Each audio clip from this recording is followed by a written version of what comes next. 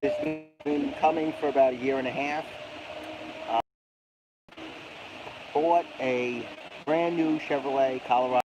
I bought it last year of 2019.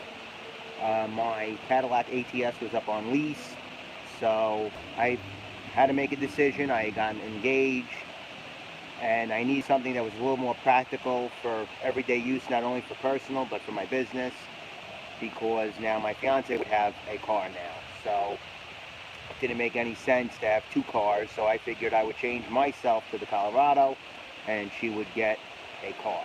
So I ended up on this. I always love Chevrolets. If you guys follow my channel, you guys know I love Chevrolet. I basically hate Ford, even though there's a Ford right over there. But the Chevy Colorado, this is the 3.6 liter engine. Puts out about 308 horsepower. It's all-wheel drive or 4x4. It weighs just under 5,000 pounds. The cargo capacity is around 1,100, although this truck can handle way more than that, I'm sure. And let's take you for a brief walk around. So I ended up with the crew cab because I wanted to have maximum space. I have a 5.5-foot bed for the pickup bed. This cover was aftermarket. I got it from Truckcedo. It was like 300 bucks. So this is the tailgate. It's got some stuff in it right now, but plenty of space stacked. There's a trunk.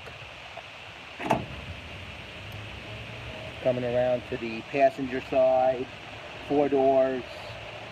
Nothing too crazy. You can take a look. There are storage compartments under the seats. Plenty of leg room here to fit 2 people comfortably. You could squeeze 3 in, but they have to be thinner than me at least. So you got plenty of room. That's another reason why I like this truck, because it gave me a lot of space, especially a lot of cargo storage space, which was important to me. Like I said, it's the V6. It's an all-wheel drive. I'll take you inside. It's a little dirty because I've been using it to go back and forth to Brooklyn lately. So it is in need of a washing once that job is done. So turn it on. Sorry guys for the sun. So stir,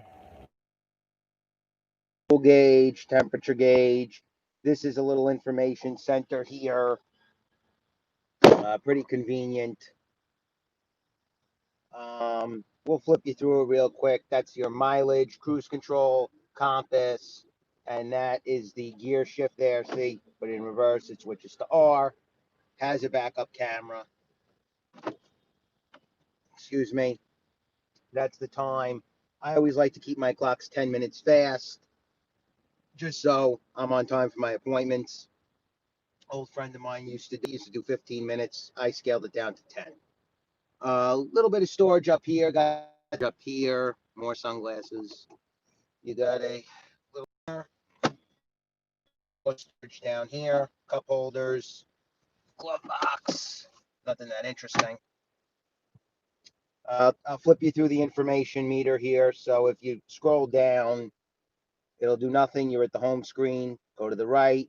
So this is tire pressure gauge, fuel economy, battery voltage, oil pressure, transmission fluid, speed, which is usually what I like to keep it at. This home screen, you can edit it to what you want, for what you want to see on the home screen. So I basically have miles per hour and fuel till empty. Now, the reason why I have the miles per hour up, now you guys would say, well, you got the gauge right there. I like to know my exact speed, especially because in New York City, we have all of the speed cameras that are all over the place. So I like to know my exact speed to make sure that I'm not going 36 miles an hour, because that's when the camera will take your picture. So if you have music on, that's your compass, phone, and this is the setting. So this is where you can change your homepage options, speed warning, software information if you want to be in US or metric units. So that's all that. Okay, it's very about it is it was very basic. So your screen here, radio controls for you play your phone, iPod, etc. This is the volume, your fan speeds, compressor off if you want to recirculate the air where you want the air, defoggers, and this is temperature. So you scroll there to, let's see, low. So once you get to 61 degrees, it won't go any further. So this is trailer mode. So if you push this button, that little amber icon will come on. That means you're just in tow mode. So like the Silverado dump trucks or the Fords, put it in overdrive, I believe, where you turn overdrive off. They all have some type of a trailer mode that the transmission just acts differently as it's shifting. Okay, so unless you're towing something or you're carrying something very heavy, you don't need that. Traction control, hazard lights, that's the bed lamp. So with the cover, that lamp is basically useless, but when the cover is rolled up, then you can use it. This is if you go out of your lane. So that's like lane management. It'll give you a warning if it feels you're going out of your lane. Don't worry, even when you're going around a slight bend, the thing will start going crazy, thinking you're going to crash. So they have some improvements to make on that. And that's your parking sensor if you want it to be. Okay, sorry guys, got cut off there. So out the back, that window will slide open. I guess really other than that basically covers the walk around. As far as the review goes, for me, this truck is phenomenal. It is small enough to be a car. You can fit into spots. You can get around wherever you got to go. Yet it's big enough that it is like a pickup, but it's not intended for heavy construction use. So if you were buying this pickup to like replace a Silverado 2500, that's not going to work. If you were buying this just to be like what I use it for, you can check on jobs, you can move a couple of tools, you can, you could take the parkway. Whereas if you had a commercial truck, you would have to take the streets. So that could be an advantage in certain applications. Um, Other than that, I love the truck. Smooth ride.